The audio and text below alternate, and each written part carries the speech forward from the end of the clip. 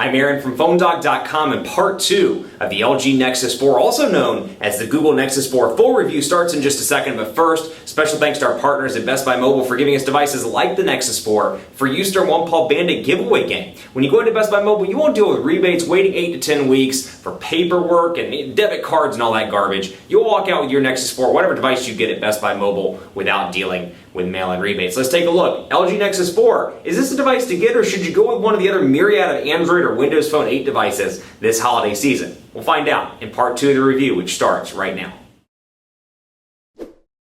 Part 2 of a review of the Nexus 4. Now this thing is stock Android to the core. It's a Nexus device, but interestingly enough, Google has kind of been trying to transition the Nexus brand, at least a little bit in terms of their marketing on TV, from a kind of nerdy, techie brand, which is still what it is, to a brand that's, a little bit more appealing to consumers. And that said, Android 4.2, I think in a lot of ways is not ready for the mainstream consumer. I think it's too washed out. I don't think it's ready. It's very polished in comparison to older versions of Android. That said, it still lacks some software benefits that come from user interfaces like TouchWiz, Sense, and Motorola's user interface. They really do a great job. They've continued to improve over the years, and I think you get better value out of Sense and TouchWiz. But you know what? If you're a stock Android person, you love that look and feel of Android and how it rolls, and the stock version, this could be the device for you. This thing is packing a 1.5 gigahertz quad-core Snapdragon S4 Pro processor. You've got a 2,100 milliamp hour non-removable battery, Android 4.2, no 4G LTE on this device though, so that's something that is interesting to you. You may want to look at the Note 2, the Droid DNA, a couple of those other devices on the market, the HTC One X Plus, and more. Let's jump right into Quadrant Standard and take a look, and this is something that kind of surprised me. Keep in mind, a 1.5 gigahertz quad-core Snapdragon S4 Pro CPU. Let's start it back up, and let's run the full benchmark, and I'll give you an idea of how it performs. Let's talk a little bit about call quality too. A couple of things I've noticed. The battery life is not great on this device by any means. It charges relatively fast. That said, the battery is non-removable, so if you're a road warrior, you're somebody that relies on either pulling that battery out or making it through the day on a full charge, this may not be the device for you. And even if you do get this device, be sure to get a car charger or a spare charger for the office and just plug it in when you're around. I found that I could get about 10 hours of moderate use of this device with the screen set to, I'd say about 3/4 the brightness all the way to the top. It's about 75% brightness there, 60 to 75%. Text messaging, email, browsing the web, Google Play, downloading apps, and more. So keep that in mind.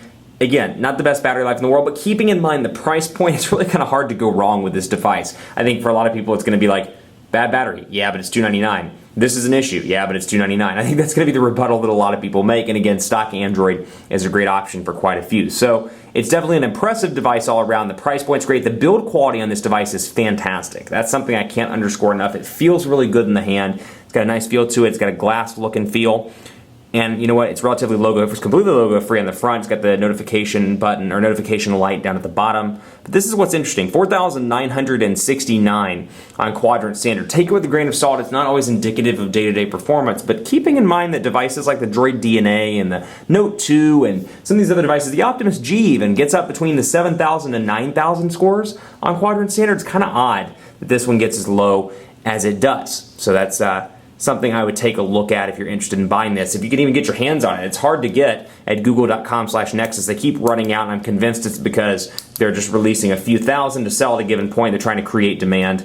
But you know what? You never know. Maybe there is actual demand for this device. I know there's demand in the nerd community. I'm not quite sure there's demand in the regular consumer community though. But that is my take on it. No verification there. That is not written fact. Here we go on speed test. This is HSPA Plus on T-Mobile. So keep in mind, not LTE, but you're going to get speeds that are relatively decent. We're testing the ping now. I don't know why it's running so slowly. It is 5 o'clock, so it's rush hour in Dallas right now. Tollway's backed up, LBJ's backed up. That could be playing a role on some of the nearby cell sites. But download, I've seen anywhere between 8 and 12 megabits per second on HSPA Plus on T-Mobile. Upload, 1 to 4 on this device. So that's what I would expect out of this. 3,123, that's terrible ping though, so something must be going on.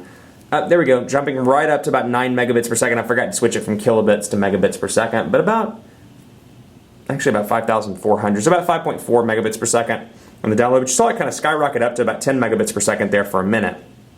And now it's back down. Upload about 1 megabit per second. And let's see what it finishes at, and then we'll jump right into the camera. There are some cool camera features on Android 4.2. We saw some of those in the Galaxy Nexus Android 4.2 walkthrough. I'm going to recap some of those in this review. First of all, you can see the camera looks a little bit different. Of course, I can easily swipe from the camera to the gallery where I took a picture of the cat in the sink. because my cat is crazy. And so you can see pinch to zoom, no lag whatsoever, nice and fast, and I like the fact that you can easily swipe back and forth between the live camera. This is something that was pioneered by Windows Phone and continues over on iOS and on Android now. So kind of see the lens here, no physical camera button, it's on screen, and I can snap it and move on. So I've got a couple of different options here. HDR, I can flip it around to the front-facing camera, take those pictures if I so desire, and I can tap anywhere. I can tap here. We'll bring it back to the front, and of course I can tap and kind of focus in wherever I want to, depending on what my focus is in the picture. Scene mode, score, location, picture size, and you'll notice the on-screen buttons go away when I go into that mode after a little bit. We'll go back here, and you'll see that the buttons should go away in just a second. I don't know why they went away that one time and are not now. I've seen them go away before. Not quite sure what's happening there. And then of course down here, Photosphere, which is the weirdest program ever. I'm not quite sure the benefit of this by any means, but I can line it up and take random pictures like that. And I can't really find a good use case for this, but it's something that's cool. And so you can see, and it just kind of looks weird, as you can see there, but you can create this full photosphere and put these on Google+. And I would give it credit, it's a pretty cool feature, but still, see I'm lining it up to the dots here